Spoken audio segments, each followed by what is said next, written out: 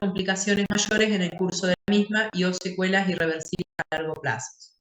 Algunas de ellas pueden ser transmitidas de la mamá a la descendencia, entonces ahí hay toda una cuestión más bien de educación, ¿no? Porque estamos en una de las situaciones en la medicina en la que la educación es básica y elemental, ¿sí? Si hay una educación, probablemente podamos influir y prevenir ciertas conductas, anticiparnos.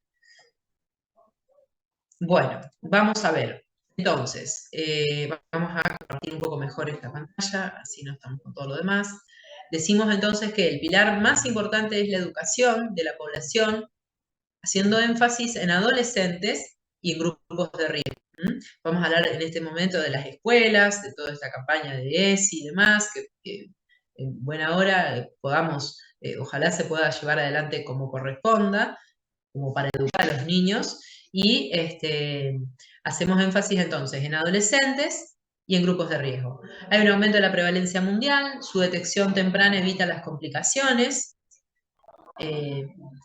vamos a controlar siempre la pareja, suele coexistir más de una ATS y tenemos que tener en cuenta que debemos hacer un control del tratamiento y de la curación del paciente.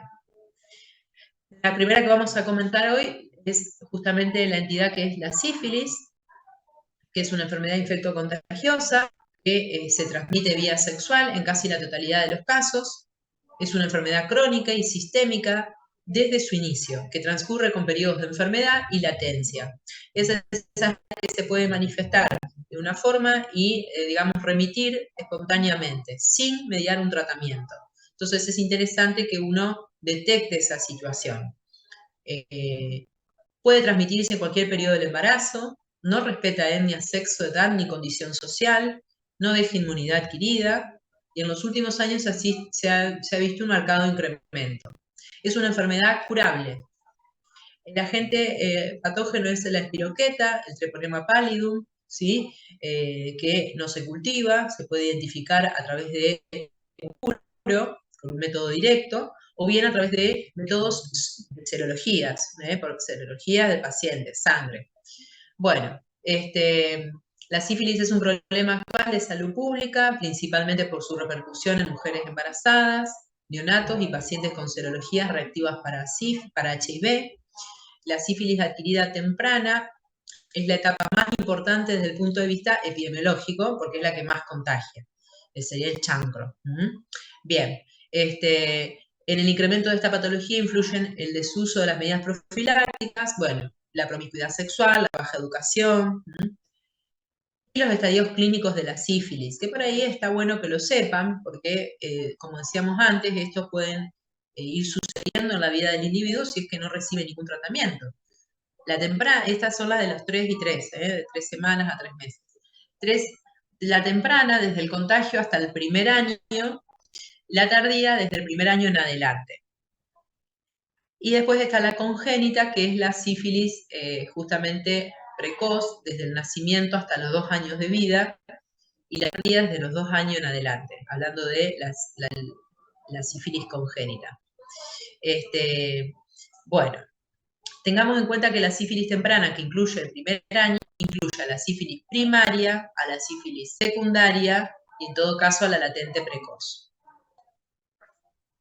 La sífilis temprana es infecciosa, toda la expresión clínica, que es muy polimorfa en su expresión, es transmisible vía sexual y transplacentaria.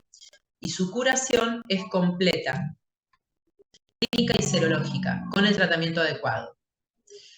La sífilis, las lesiones contagiosas son las erosivas, por lo general ubicadas en mucosas que incluyen el chancro y, bueno, las sífilis papuloerosivas, que es una forma de sífilis secundaria. ¿Ustedes me escuchan bien o escuchan mucho ruido del ambiente? No, profe. Se escucha bien. Bien, perfecto. Entonces, es importante saber reconocer estas etapas de la enfermedad por el polimorfismo lesional que presentan. Es la llamada la gran simulación, que aparece en otras entidades. Bueno, sífilis temprana, dijimos que incluye la de 0 a 1 año, ¿sí? De 0, bien.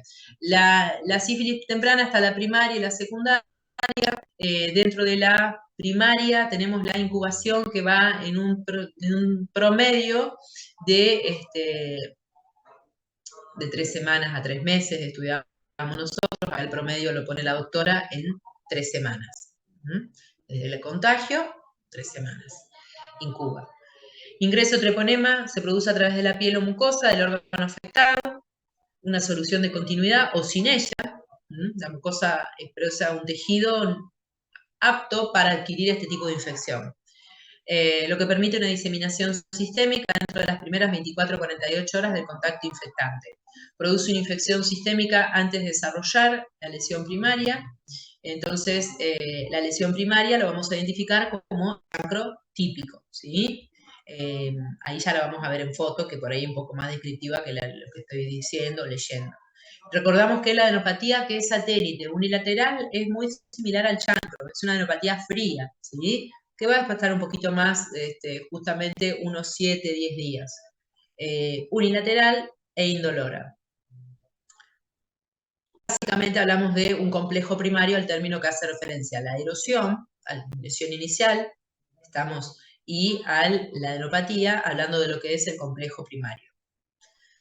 Si esto entonces lo dejamos a la libre evolución, desaparece de manera espontánea en unas 3 semanas, aprox. Bueno, diagnósticos diferenciales. Básicamente tenemos alguna lesión que pueda tener erosiones o vesículas, como por ejemplo el herpes simple, otro tipo de chancro que no sea el duro, que no sea este que es el chancro primario, que es el chancro blando, por otro agente. Otros tipos de chancro, como por ejemplo el escabiótico, y una erosión traumática también. Acá pone chancros, complicaciones de un chancro sifilítico, cuando la inflamación del edema es intenso, puede producirse una fimosis, llamada pene en badajo de campana. Esto impide visualizar el chancro por la imposibilidad de traer el prepucio, pero pudiendo palparse la induración a través del mismo. Bueno, y después hay un chancro mixto, que sería una sobreinfección del treponema pallidum con el bacilo de Duquesne. La típica erosión, vean que es algo muy lesión, una chiquitita. A veces el paciente, si no es observador, imagínense que si no le duele, puede pasar verdaderamente desapercibido, ¿sí? Bueno, tenemos una lesión que es con un borde levemente sobrelevado, eritematoso, un fondo un poco, digamos que habitualmente podría decirse ciertamente limpio, algo de fibrina. Quizá podemos hablar de una lesión más grande, ¿sí? También tenemos un fondo más quizás eritematoso, erosivo. Aquí quizá la incidencia de la foto no es buena, pero bueno, vemos un poquito el borde sobrelevado, tiene una palpación de un borde más firme.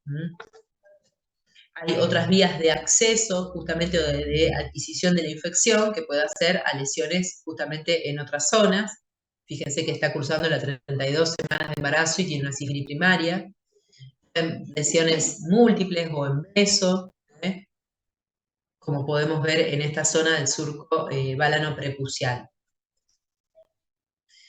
Diagnósticos diferenciales quizás tengamos que hacer con otro tipo de infecciones, como pueden ser HPV, en este caso, y en otras localizaciones también podemos y debemos quizás explorar bien.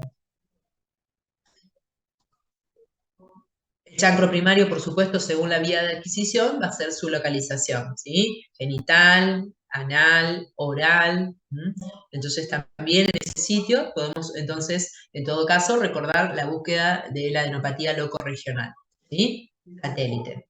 Algunos serán más erosivos, alguna zona sujeta al trauma, y otros no.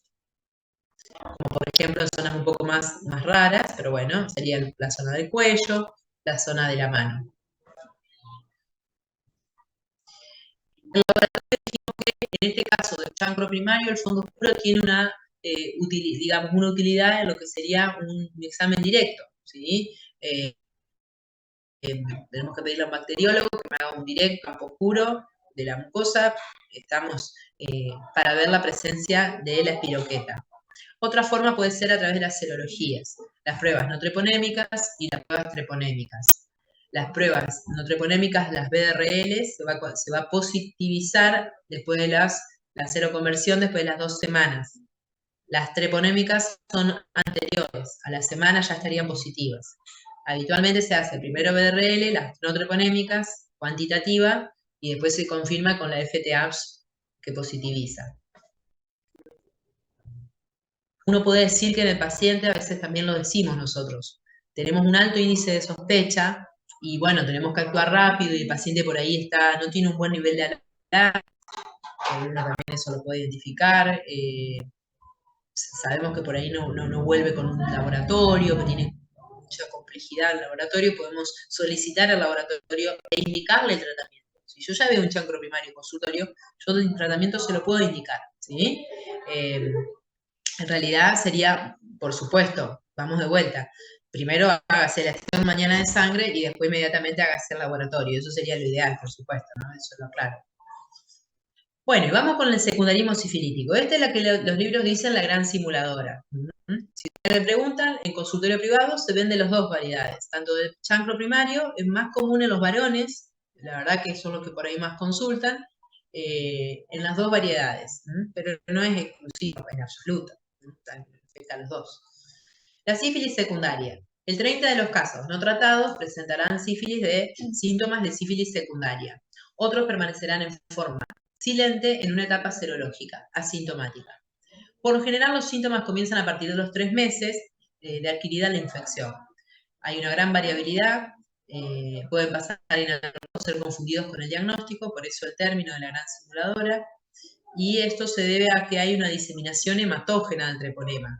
Entonces vemos lesiones que son, digamos, que tienen una extensión, a generalizar.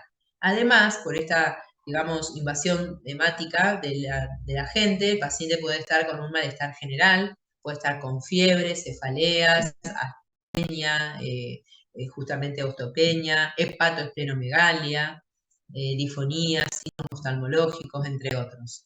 Y adenopatías, poliadenopatías. O sea, que se fiebre y poliadenopatías. Y probablemente tengamos un rash. Uno de los rash que va a dar en la sífilis es la roseola sifilítica. La roseola en dermato hace referencia a una lesión que es tipo placa, con una escamita muy finita, que a veces tiene un patrón, una distribución quizás más como un collarete, ¿sí?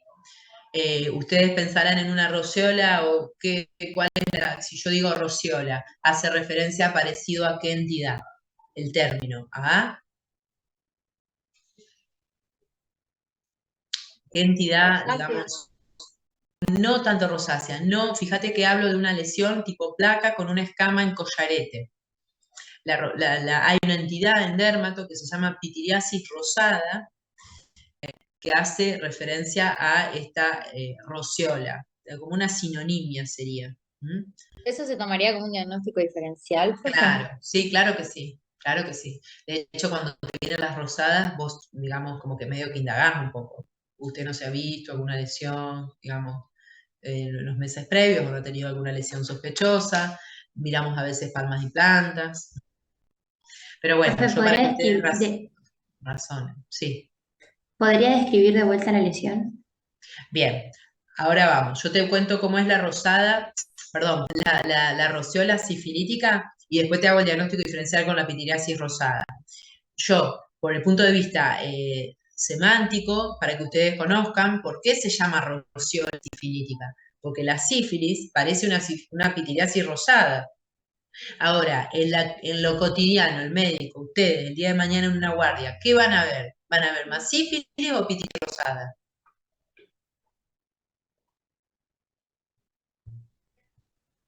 Sífilis. No, van a ver más pitiriasis rosada. Va a haber más pitiriasis rosada, porque la sífilis existe, pero la pitiriasis rosada es mucho más común, es más prevalente, o sea, hay sífilis, pero no tanto como rosada, hay más rosada. Les va a consultar la rosada porque asusta al paciente, de repente se te brota todo en 3, 4 días y bueno, le empieza a picar al tercer día y va a la guardia al cuarto porque no aguanta la picazón y está asustado porque está todo brotado. La rosada después la vamos a ver, ¿estamos? Pero estamos en una entidad que parece una pitiriasis rosada, pero es una sífilis.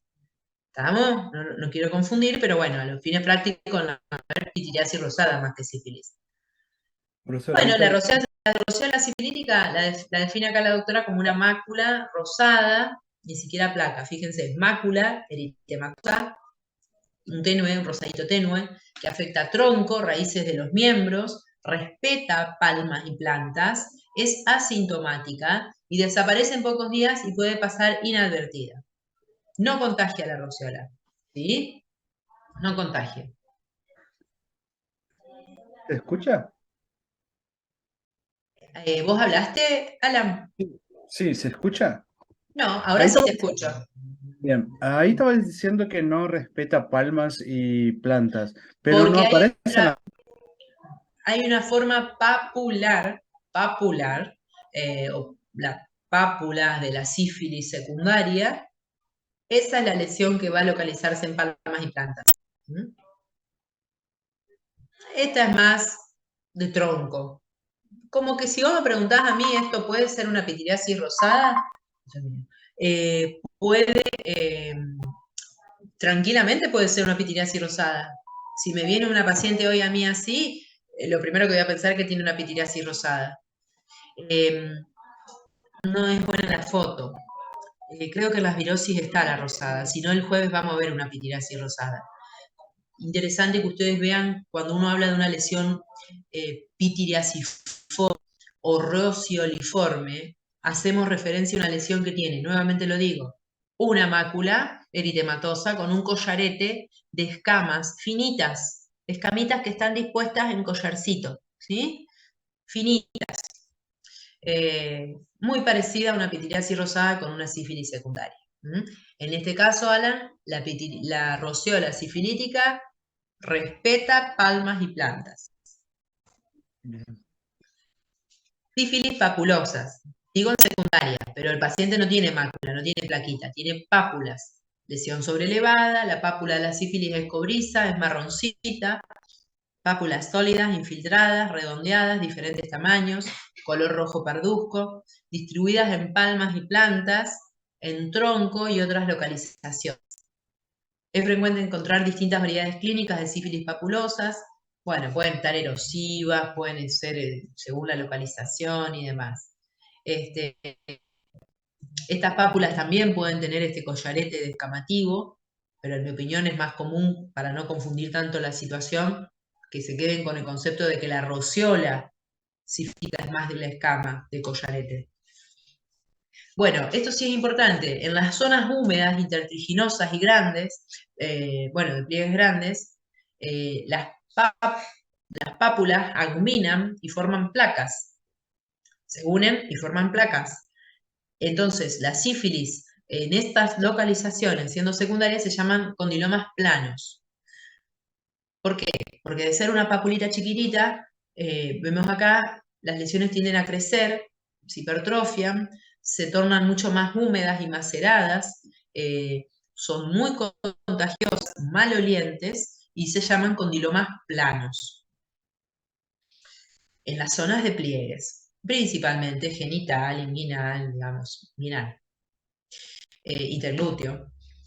El condiloma puede ser plano por la sífilis o puede ser acuminado por HPV. ¿Estamos? La vez pasada me preguntaba un alumno la diferencia clínica y bueno, estos son quizás más húmedos, más como macerados, más malolientes, el condiloma plano. Y recuerden siempre que son muy contagiosos. Manifestaciones mucosas de la sífilis. Toda ETS debe ser evaluada desde el punto de vista también sistémico y debemos revisar mucosas. Entonces, en la localización oral, genital, faringea, laringea, todas las mucosas, podemos tener lesiones eritematosas, profaringe y lesiones tipo placas. Cuando hacemos diagnóstico diferencial de la placa blanca mucosa oral, la sífilis secundaria, que sería justamente la sífilis o las sífilis opalinas, estaría dentro de lo que es el diagnóstico diferencial de la placa blanca en mucosa oral. Bien, diagnóstico diferencial, por ejemplo, con Muguet, con líquen plano, con HPV. Bueno, otras de las lesiones que vamos a ver también en fotos son las comisuras, las fisuras en comisura oral. Las sifilides opalinas son blanquecinas en los labios, carrillos, encías, lenguas, fauces y mucosas anogenital. Y bueno, después está el tipo de la lengua y demás, de la glositis, que puede también dar la sífilis. Entendamos que tenemos también polimorfismo lesional en mucosas. No solo se localiza en mucosa propiamente dicha, puede comprometer lengua, la semimucosa de los labios. En cuero cabelludo tenemos una alopecia, que acá la doctora la pone como difusa, yo pondría alopecia en aras, perdón, que son como unas lesiones alopécicas con cierta desprolijidad en la instalación. Tenés desproporción en el crecimiento de los pelos. La alopecia areata, por ejemplo, es una alopecia muy común, que vamos a ver una placa que está sin pelo. Pero en la alopecia de la sífilis vamos a tener un crecido de pelo irregular. Y también a veces lleva junto a la alopecia de cola de las cejas, que es otro tipo de patrón de caída de pelo. A mi entender, sería un poco, digamos, una variedad de sífilis, de la rociola sifilítica, ¿sí? Acá podemos observar un poquito más, en buena hora, con una foto, el collarcito de la escama, ¿sí? Que asienta sobre una mácula eritematosa. En este caso podemos observar una lesión más de tipo erosiva, entiendo que es esta zona. Ahí hay una lesión más tipo blanca, y una placa blanca. Recordemos que estamos en sífilis secundaria, de mucosa, y que son lesiones ampliamente contagiosas, que pueden ser múltiples. Y esa sería la lengua característica en pradera cegada de una sífilis secundaria, más difícil de diagnosticar, podría decir, desde mi punto de vista. Hay una lesión más eritematosa, el eritema de la mucosa es el enantema, una lesión tipo más blanca, nuevamente una rociola sifilítica. Entendamos que son lesiones fijas. Uno le puede consultar al paciente si las lesiones van cambiando de lugar, porque uno puede decir en primera instancia es urticaria. Pero si esto lo tiene fijo y hace más de 4 o 5 días, no parece tanto una urticaria, ¿verdad? Aparte de la urticaria, entendamos que, yo para no confundir, pero tendríamos que tener edema de la piel. Bueno, esta lesión no logro distinguir mucho en esta zona. Esta foto puede llegar a identificar las pápulas palmoplantares, entendamos que son a veces más floridas, pero bueno, en las palmas y plantas, si yo sospecho sífilis, son sitios que tenemos que identificar. Esa lesión puede ser una lesión más de tipo, sí, con el collarete característico. Entiendo que en este caso la doctora coloca lesiones que no son tan quizás numerosas dentro del secundarismo sifilítico, con localización flexural. Esto tranquilamente difícil de sospechar, ¿no? Porque vos me decís, si tengo un paciente con una base alérgica, ¿sí? De atopía y demás, con una dermatosis flexural, tranquilamente me puedo quedar con una, no te digo una dermatitis atópica, pero tenemos que tener una sospecha para decir sífilis secundaria, solo por esas lesiones. Quizás si vemos en otros sitios de la misma paciente, que entiendo que sí, por el tema de la ropa interior, podemos tener en cuenta que tengamos entonces aproximación al diagnóstico. Y si hay lesiones genitales, con más razón. ¿Estamos? Bien, entonces quizás la anamnesis dirigida, evaluando nuevamente lo que dijimos al principio, si ha tenido alguna lesión o presenta al momento del examen alguna lesión genital, ayude a la sospecha. Porque lo mismo, tenés que sospecharlo. A veces el paciente no es que viene diciéndote lo que tiene, ¿verdad? El que tenemos que razonar y pensar somos nosotros. Quizás el tema de los intertrigos o las fisuras en comisuras, los regadíes estos que están aquí presentes, hay diagnósticos diferenciales. Esta foto también ayuda a recordar que no es una entidad excluyente de los jóvenes, ¿verdad? Vemos pacientes mayores de 50, 60 años que también tienen sífilis. Bueno, en este caso las pápulas no son muy marcadas, vemos más como un collarete, en este caso, en localización palmoplantar. En la zona anogenital, justamente quizás en la zona intertiginosa, como dijimos al principio, los típicos condilomas planos. Ahí está, esos serían los condilomas planos de la secundaria. Lesiones más descamativas, difícil de diagnosticar con esto, mi opinión. Esto es más fácil de diagnosticar. Esta es la típica de las... Es más común que sean así, eritematosas, cobrizas, algunas tienen escamas, pero si no, no. ¿Qué les parece? ¿Con qué podemos hacer diagnóstico diferencial acá, en palmo plantar? Con lesiones pápulas, eritematosas. Si yo le saco de un poco de contexto todo y le empiezo a poner una lesión así, diagnóstico diferencial, por más de que no lo hayamos visto, pero bueno, podemos, estudiado quizás en estas semanas, mencionarla. ¿Con qué? ¿Con varicela no? Musculosa, por ahí es más en raíz de miembro, troncal. Pero bueno, uno lo que, digamos, razonando un poquito con lo que sería una lesión eritemato, famosa, si se quiere, de localización plantar, podemos mencionar a una psoriasis. ¿Estamos? Bien, por lo eritemato escamoso, quizá de la lesión que estamos mencionando acá. Acre Acá puede tenemos, ser, profe, un diagnóstico diferencial. ¿cuál, Maura? Acre puede ser. Sí, el acre puede ser, me faltaría más queratodermia, pero está bien lo que estás pensando. Si tuviera más dureza en la lesión, puntacta, sí. Sí, sí, está bien. La queratodermia puntacta del acre es bien plantar. Bueno, acá tenemos entonces más impresión a roseola nuevamente, la roseola sifilítica, con lesiones características, condilomas sanos, muy contagiosos, en todos los pliegues que quieran, digamos, encontrar. Casos lamentables, de abusos en los niños. Y entiendo que ese sería el tipo de alopecia, que es como más difusa o irregular. Después yo le voy a mostrar el jueves, si es que entiendo que está ese paciente, otro que había visto yo acá con esa alopecia más en aras, así como múltiples placas de alopecia con distintos largores de los pelos, ¿verdad? La sífilis secundaria. De no mediar tratamiento, estos síntomas evolucionan por brotes y tienden a resolverse espontáneamente de los 4 meses. Diagnósticos diferenciales. Roseola sifilítica. Exantemas por medicamentos. Exantemas virales. Rosella cerúlea de la pediculosis del pubis. Eczematides. Yo agregaría la pitiriasis rosada de Gibert. Yo insisto con la pitiriasis rosada porque eso es común.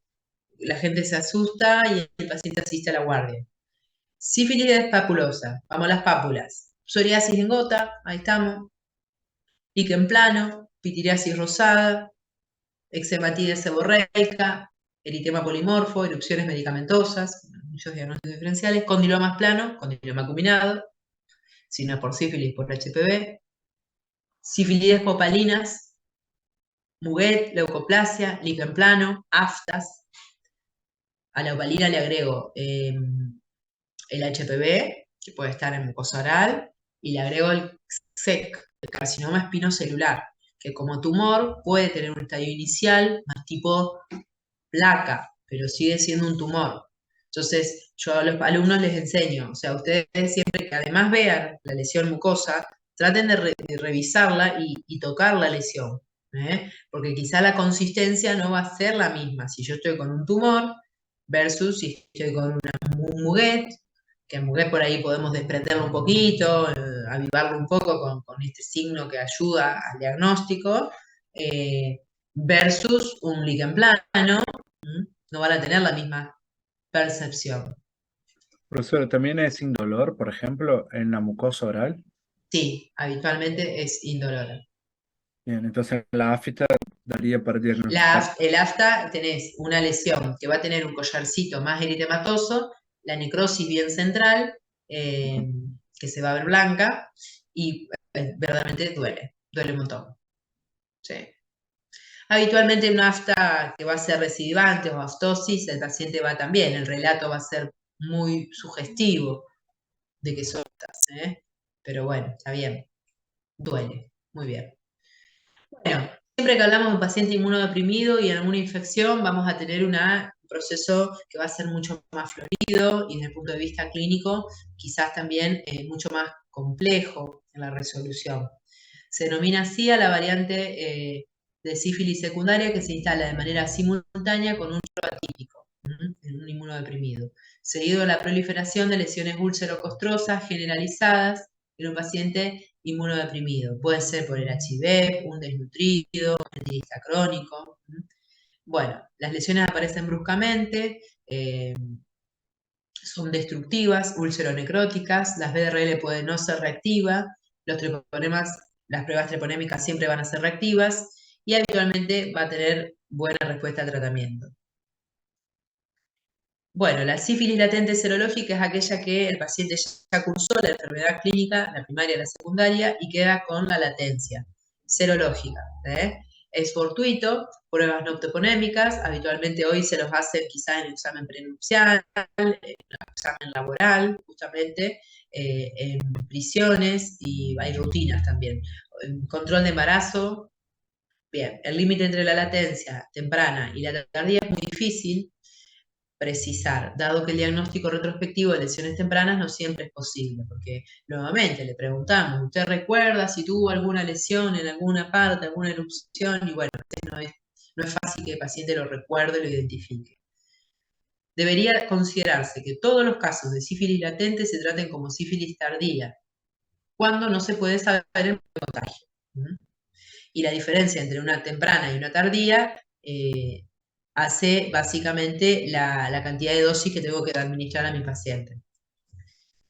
A la tardía es más allá de un año o alguna latente desconocida. Los tratamientos oportunos de la sífilis da lugar a la falta de tratamiento oportuno da lugar a una sífilis tardía. Hoy es ocasional, hoy es raro ver una tardía o una terciaria. Se extiende desde un año hasta 20 años o más. El diagnóstico es serológico y las lesiones habitualmente suelen ser poco numerosas, no contagiosas, cicatrizales y destructivas. La serología va a ser reactiva. La serología treponémica. La sífilis terciaria, básicamente tenemos lesiones cutáneo-mucosas, cardiovascular y la neurosífilis. Acá tenemos el tubérculo, o más bien el goma, que es la típica lesión de la sífilis terciaria. Recordemos que el goma está dentro de lo que sería un nódulo o lesión hipodérmica que tiende a reblandecer, a evacuar su contenido y a curar solito. O sea que en algún momento podemos ver una lesión fistulizada, activa, pero después solita va a cerrar. A nivel cardiovascular y neurosífilis también va a tener una importante impregnación. Vuelvo a repetir, es ocasional justamente que aparezca una sífilis secundaria, una de las causas de insuficiencia cardíaca, insuficiencia valvular y aneurismas. Bueno, hay otros tipos de sífilis y otros tipos de justamente de explicación y clasificación para ver el compromiso de órganos blancos, ya sea corazón o neurológico, que después lo pueden ver ustedes.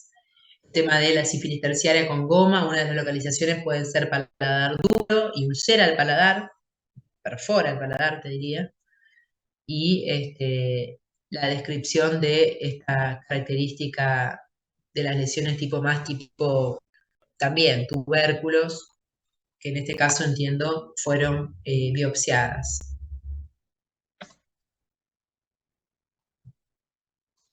Esa sería otra realización excepcional de lo que sería un goma.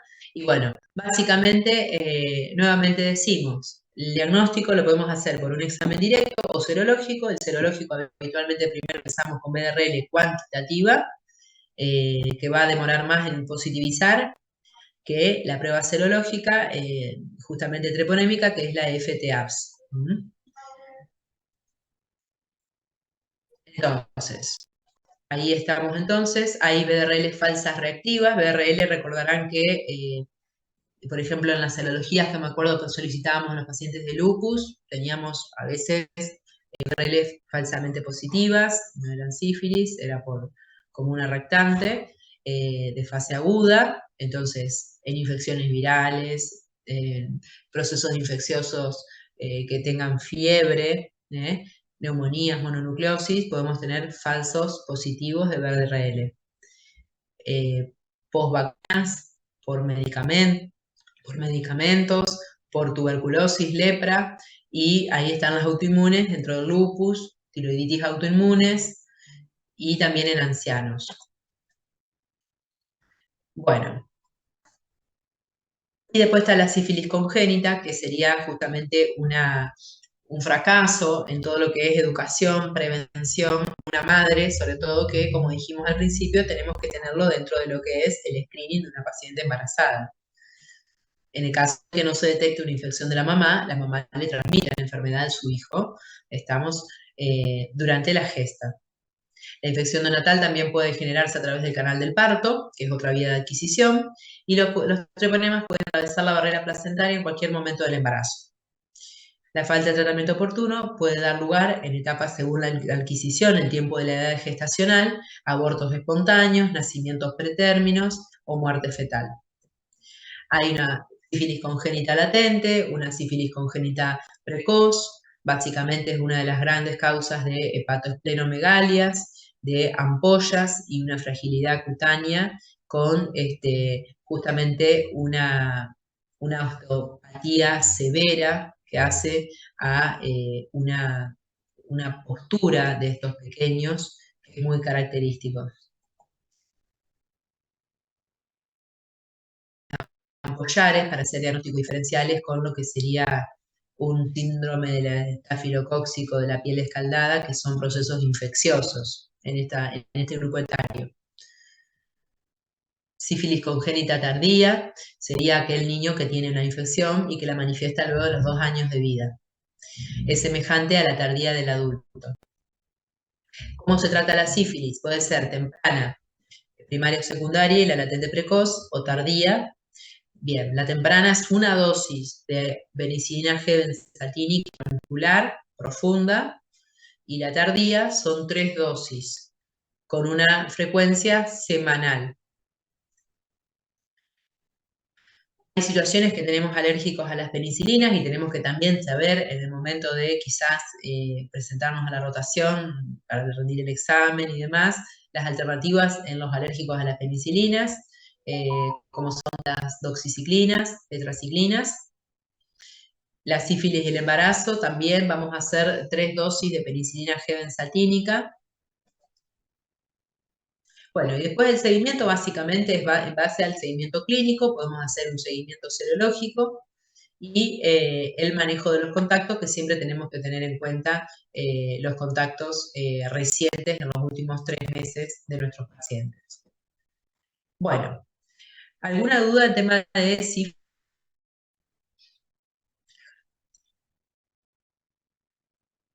Es más bien estudiar, es saberle quizás diagnósticos diferenciales de las distintas formas de presentación.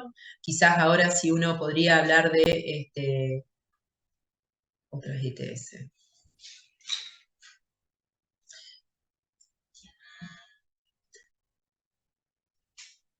Quizás si ahora uno podría hablar de otras ETS. Justamente de lo que es la manifestación clínica de una sífilis primaria en este contexto de otras enfermedades que se localizan como una de las primeras manifestaciones del área genital serían los diagnósticos diferenciales. Pero después, en toda la variedad de sífilis secundaria, que no es tan complejo, pero bueno, básicamente hablamos de una forma que es más tipo rociola, después otra que es más papular, y después otra que es las de las lesiones mucosas. Ahí sí sería lo interesante que ustedes tengan un manejo de diagnósticos diferenciales. Conocer cómo se va a diagnosticar y conocer cuál va a ser el tratamiento. Recuerden lo que dijimos, en el momento que el día de mañana ustedes tengan una alta sospecha de sífilis, el paciente se realiza la extracción de sangre y después ya puede inmediatamente recibir antibiótico. Profe, Sí, el diagnóstico por campo oscuro, ¿en cualquiera de los estadios se puede hacer o no?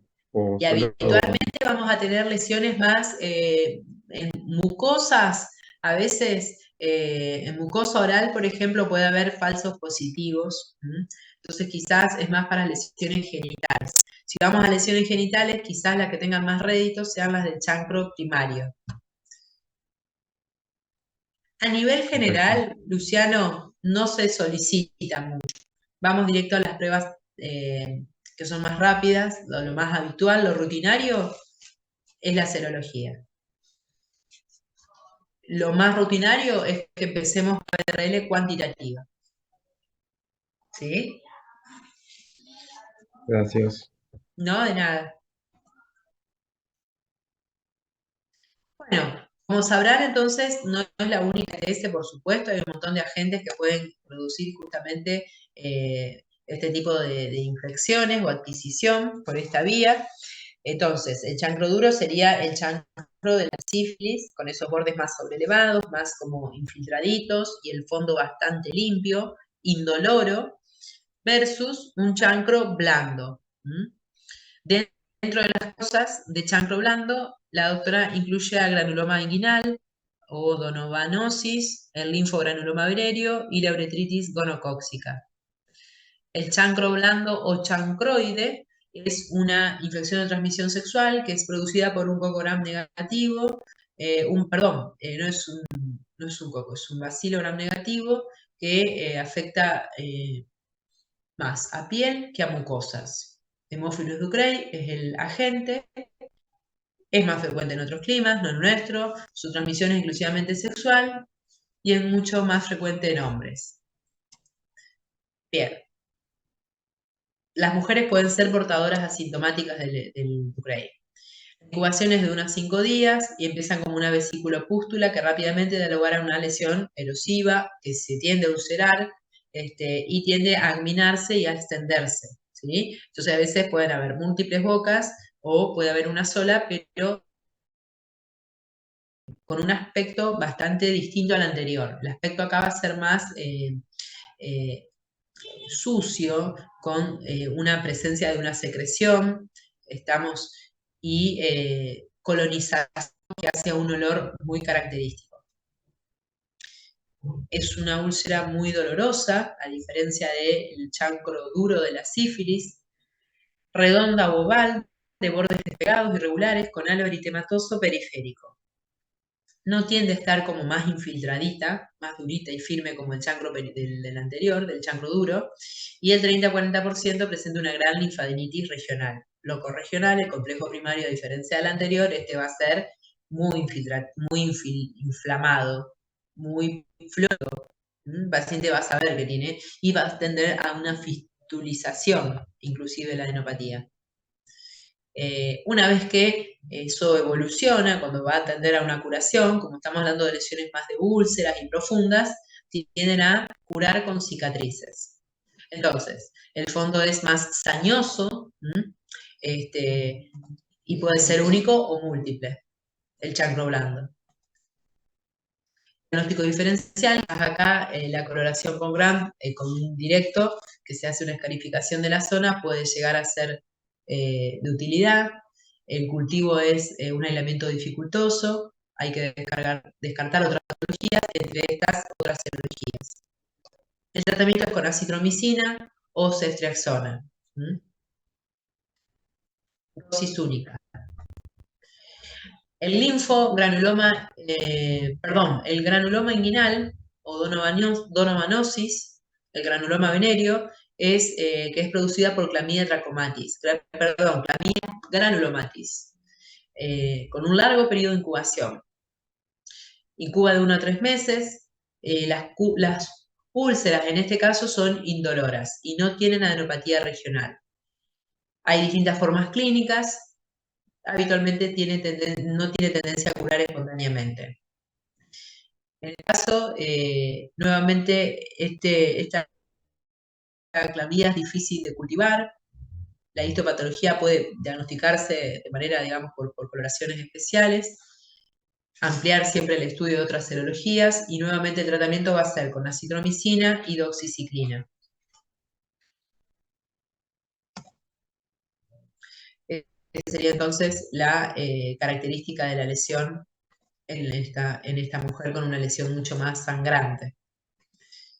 El granuloma venéreo, el linfogranuloma venéreo es una enfermedad de transmisión sexual causada por Clamidia trachomatis. Acá está la trachomatis, tipo 1, bueno, la serotipos L1, 2 y 3, es más frecuente en países tropicales y subtropicales, se asocia con promiscuidad, ingresa al organismo por relaciones sexuales con personas infectadas, incubación de 3 semanas, estado primario de tipo erosivo o chancriforme, fugaz e indoloro, que puede pasar inadvertido. Habitualmente también tiene compromiso como complejo primario a ganglios regionales que tienden a adherirse. Y el tercer estadio es tardío, destrucción del tejido y adherencias, que habitualmente es posterior a una infección crónica, latente. El diagnóstico de la trachomatis, sospecha clínica, el cultivo, se puede cultivar Clamidia trachomatis, PCR de los tejidos y habitualmente se hacen las serologías. El tratamiento de Clamidia trachomatis es doxiciclina 200 miligramos día durante 3 semanas, acitromicina 1 gramo vía oral, semanal durante 3 semanas. Y ahí tendríamos la lesión característica del linfogranuloma venéreo, con la lesión de la adenopatía locorregional satélite. En este caso, como una lesión tipo en beso, justamente, con la lesión genital y adenopática. Y después está el tema de las secreciones genitales, ¿sí? Bueno, esto quizás han visto algo en lo que es gineco y demás, ustedes, en cuarto.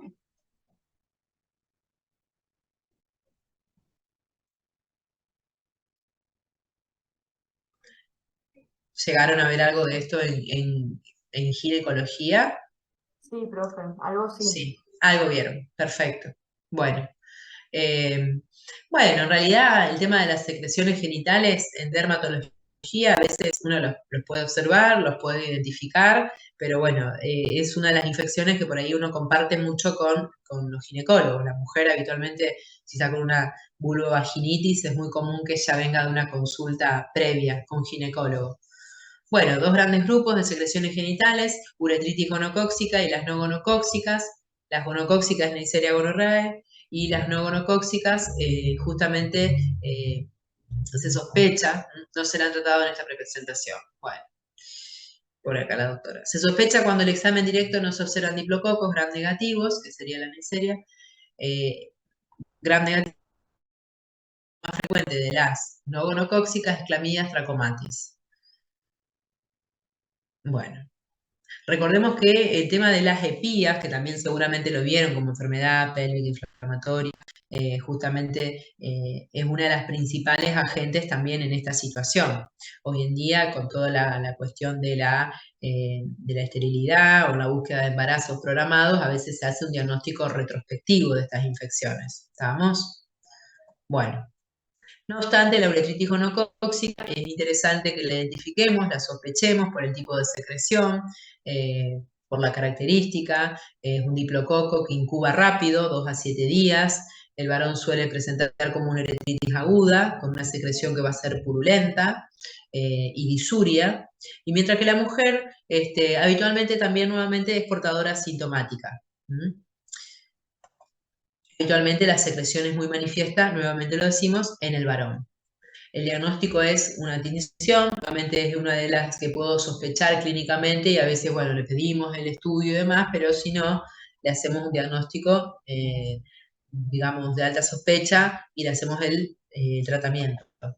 Básicamente es ceftriaxona, una dosis única intramuscular, y si no, podemos darle acitromicina. Bueno.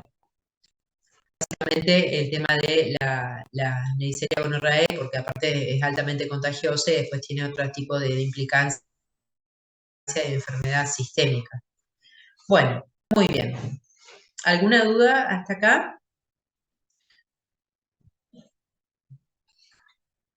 Creo que no, profe. Bueno, mejor así. Ustedes después veremos el jueves, en todo caso, con algún caso que sea un poco más, digamos, que podamos hablar un poquito más. En este caso, las virosis son entidades que quizás también sean motivos de consultas. En guardias, quizás alguna de todas ellas vean. Ahora ya después les voy a ir diciendo cuáles. Ahí estoy entonces con ustedes. Bueno, Aldana, yo te avisé.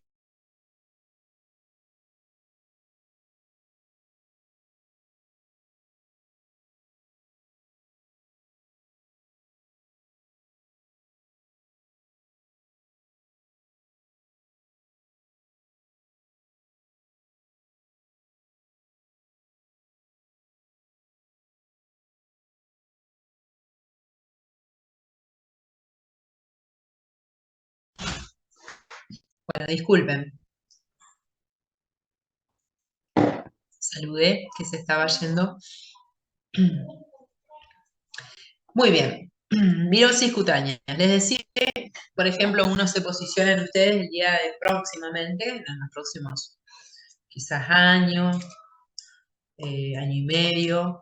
Uno habitualmente cuando se recibe, entiendo que muchos de ustedes, uno de los primeros trabajos van a ser guardias, o un centro de salud y demás, una atención primaria, ¿sí? O aquella que el paciente acude con una necesidad pronta de recuperación. Bueno, en ese contexto hay entidades que entiendo pueden llegar a ver en guardia también. Una sífilis secundaria pueden llegar a ver, una pitiriasis rosada pueden ver, porque bueno, el paciente se nota las lesiones. Pero en las virosis hay una que pueden llegar también a ver porque el componente de dolor que acompaña la erupción es muy florido y eso moviliza al paciente. Entonces, acá hay una de ellas que puede llegar a tener ascendencia. Bueno, la virosis cutánea es habitualmente, nuevamente, esto es muy teórico, chicos, o sea, eso lo pueden ver ustedes, pero bueno, por una cuestión académica, digo, ¿no? Los virus son microorganismos intracelulares obligados y su elemento más importante es la información genética, que puede ser ADN, ARN, la clasificación. Los virus pueden invadir a la piel por una invasión directa, por una infección sistémica o por una diseminación local de un foco interno. La reactivación viral. La gravedad de la enfermedad dependerá del inóculo viral y la vía de entrada, y por otro lado, la respuesta inmunitaria, inmunológica y no inmunológica. La gran familia que nos, digamos, va a interesar hoy es la familia de los herpes. ¿Sí?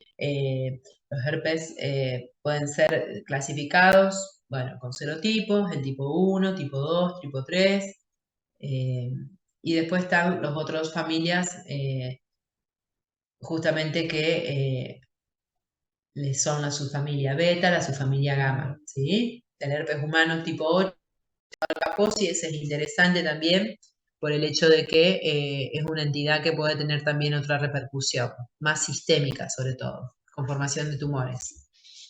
Hay unas familias que son las familias de los papilomavirus, que tienen un epidermotropismo, infectan la piel, la parasitan y hacen una tendencia a un crecimiento exagerado a expensas de ella. El picornavirus, que es la enfermedad de mano, pie y boca, que en realidad es más del grupo pediátrico.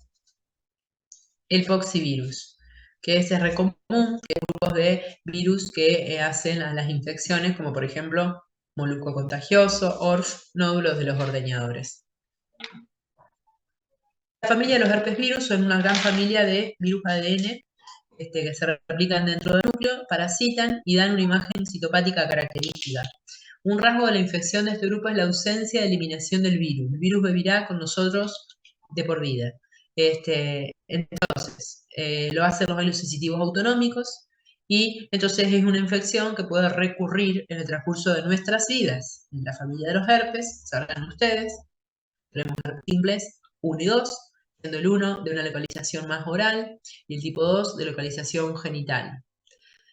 No obstante, hay superposición, no es estricto y arbitrario, no es estricto esto. El ganglio sensitivo autonómico es la vía donde va a estar, digamos, viviendo de manera latente y tras una reactivación vira hacia el sitio de infección a través del dermatoma. El virus se transmite por saliva y las secreciones genitales de pacientes asintomáticos. El contagio se produce por contacto directo de mucosa piel dañada o lesiones o secreciones mucosas de un individuo con infección primaria activa o recurrente. La primoinfección herpética habitualmente da una herpangina o esta lesión característica de más del grupo infante, que da vesículas intensamente dolorosas, que pueden tener adenopatías locorregionales. Vemos que estas vesículas a veces se pueden fácilmente en semimucosa de los labios impetiginizar, sobreinfectar. Duele un montón cuando empieza entonces la primoinfección, la mayoría de las veces es subclínica, a mi opinión duele. Cuando no es así, la severidad suele ser mayor que las recurrencias. La infección primaria genital por lo general es más sintomática que la oral. La lesión elemental del virus herpes simple es la vesícula. El efecto citopático viral es lo que da en la célula balonizada, la célula multinucleada. Está infectada la célula. Genera en la vesícula por efecto citopático, por edema. La vesícula tiene una base eritematosa y tiende a erosionar la mucosa y da lesiones más de tipo justamente erosivas.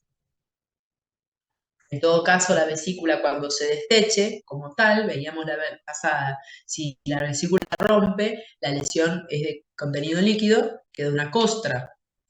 La costra en un herpes, podemos ver que va a ser con una tendencia a ser más hemática, costra eritematosa, fácilmente que se sobreinfecte, ¿sí? Entonces, una de las principales complicaciones de un herpes simple en la zona, por ejemplo, peribucal, principalmente, es que se impetiginice. Entonces, además de tener un herpes, tengo un estáfilo, una costrita amarilla. Entonces, ¿cómo lo trato? Y bueno, podemos tratarlo con ambos cremas, ahora ya vamos a ver un poquito más adelante. Entonces, al respecto, tenemos una foto un poco así como muy, muy expresiva, pero bueno, tengamos en cuenta que la costrita amarilla ya me habilita, digamos, la secreción y toda la cuestión es un proceso más avanzado. Quizá en este no, si tiene mucho edema y demás y tiene alguna neuropatía, hasta le puedo dar alguna TB, o sea, por el componente secretante, ¿verdad? Bueno, diagnóstico diferencial. Faringitis de otras causas, la faringe con fiebre, neuropatía, y sí, estreptococo, pangina, pérfido vulgar, candidiasis severa. Una candidiasis en un inmunosuprimido, un pérfido vulgar que está iniciándose, todo erosivo en la boca. Hay otras localizaciones que es justamente una infección del herpes simples en la zona periungual, ¿sí? En la zona de los dedos, que es el panadizo herpético, que habitualmente duele muchísimo. Otras zonas del herpes simple, que no es exclusivo de la zona genital y oral, que es, por ejemplo, abdomen. En cambio, acá sí ya tenemos el herpes genital. Las vesículas del herpes son ramillete, no son únicas, son múltiples, se agminan y son como ramilletes en uvas, son múltiples. Estamos siempre hablando del herpes primario, ¿verdad? Sí. Por vía de infección, ya sea genital, anal. La infección primaria da lugar a la respuesta de inmunidad humoral y celular, ambas. Siempre lo intracelular va a reactivar también el celular. Cuando la inmunidad es deficiente, aumenta la severidad, las recidivas, a saber, pacientes trasplantados de órganos, pacientes inmunocomprometidos, pacientes con HIV, linfomas. Bueno, infección en el embarazo es un tema. Si una mamá tiene un herpes también genital, debemos optar por una vía de nacimiento a través de cesárea. Herpes neonatal, se adquiere el pasaje de feto a través del canal de parto, también a partir de un familiar auxiliar médico. Bien. Y tenemos la posibilidad de una primoinfección herpética en el neonato. El herpes labial, normalmente vemos las vesículas, están en mucosa oral, habitualmente puede estar en la semimucosa del labio, y si no, lo más común en la zona de la piel, ¿verdad? En la zona, la recurrente, en la, digamos, localización. Bueno, El herpes simple evoluciona naturalmente, el paciente tiene inmunidad competente y autolimita la infección. No es que sigue infectado 3 meses. No, esto en 7-10 días se seca, se caen las costras, se cura. Algo que no dije del herpes, que lo debo decir, que él es un grupo de familias que tienen prodromos. Entonces, los prodromos es que el paciente habitualmente va a tener una sensación en la zona que se va a brotar. Puede ser dolor, ardor, picazón, ¿sí? Habitualmente los herpes tienden a doler, de alguna forma u otra duelen. Ahora, cuando después queda en remisión en el ganglio sensitivo autonómico, la infección recurre. Luego de la infección primaria, el virus latente se reactiva de manera periódica y migra al ganglio sensitivo para causar la recurrencia oral o genital. ¿Por qué va a haber recurrencia del herpes? Una de las causas es el estrés. Sabrán ustedes que quizás en un periodo de examen, por ejemplo, suele ocurrir en algunos de los pacientes que tengan infecciones a repetición. Porque hace una sobreinfección, porque haya pasado un periodo de fiebre el paciente, el calor, el sol inmunodeprime la piel. Entonces es una de las infecciones estivales muy comunes, como por ejemplo con el impétigo. También el frío, el calor, tanto el frío como el calor, el extremo térmico a la piel la agrede, digamos. Es un trauma térmico. La radiación ultravioleta también inmunodeprime. Menstruación. Sí, un estado premenstrual puede ser, hay chicas que dicen, sí, en el premenstrual, ovulatorio, cuando están con un proceso que se infectan periódicamente. Embarazo, inmunosupresión, dermoabrasión, cirugía láser, traumatismos. Localizaciones fuera de los sitios comunes, una herpes simple esquilla. Los síntomas de reactivación son más atenuados, se presentan como unas vesículas en ramilletes, que al romperse se cubren de una costra serosa, se acompañan de dolor o ardor, manifestaciones sistémicas, sin manifestaciones sistémicas. Las lesiones suelen resolver en 10 días. Un herpes genital recidivante son más de 6 o más episodios recurrentes al año, en un año. Y la recurrencia de un herpes, ya sea genital o oral, habilita al médico a hacer un tratamiento preventivo.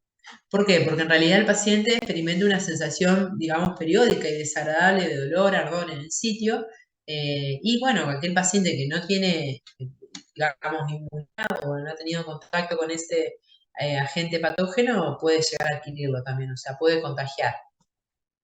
El diagnóstico eminentemente es un diagnóstico clínico, ¿sí? El diagnóstico es clínico. Bueno, a nivel académico, y a veces, bueno, el paciente amerita porque es un HIV, y bueno, estoy en dudas si esas vesículas o erosiones o úlceras que son. Hay un diagnóstico que va un poco más la sensibilidad, que es un método directo, que es un curetaje, donde uno rompe la vesícula y realiza un extendido de la base de la lesión con un portaobjeto, observación en directo de este efecto citopático viral. Entonces veo el queratinocito como célula gigante multinucleada con este efecto justamente valorizante, infectados los queratinocitos por los virus. Histología sería un exceso, ¿verdad? Una biopsia de un herpes es un exceso, o sea, habitualmente no se hace. Cultivo no se cultiva, quedémonos con una clínica y un sitio diagnóstico a los fines académicos o por mi paciente, ¿verdad?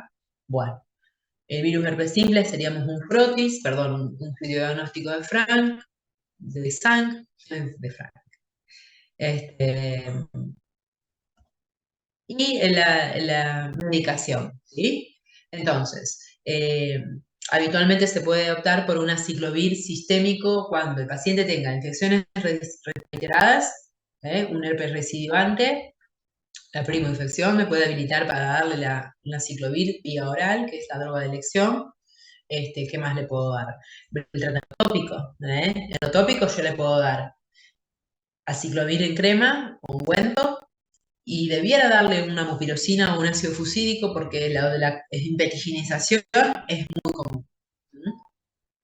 Recordar el dolor o el prurito que a veces también requiere algún tipo de tratamiento. Profe, Sí. O sea que si no está impetiginizado, ¿no le hace tratamiento antibiótico? Sistémico, no. Sistémico, claro. Salvo, claro, no, la hipetiginización le podés dar algún tipo de curación local.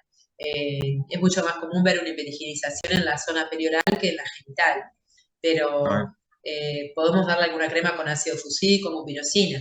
Yo le daría en todo caso un sistémico, un antibiótico sistémico al paciente que usamos antes, ese pequeño que tenía toda una secreción purulenta entre la costra y demás. Pero si claro. no, no, la higienización es algo que está como colonizada la zona, sobreinfectada, pero no requiere sistémico antibiótico. Perfecto. Las dosis para la primoinfección o la recurrencia habitualmente son bajas, 200 miligramos 5 veces por día.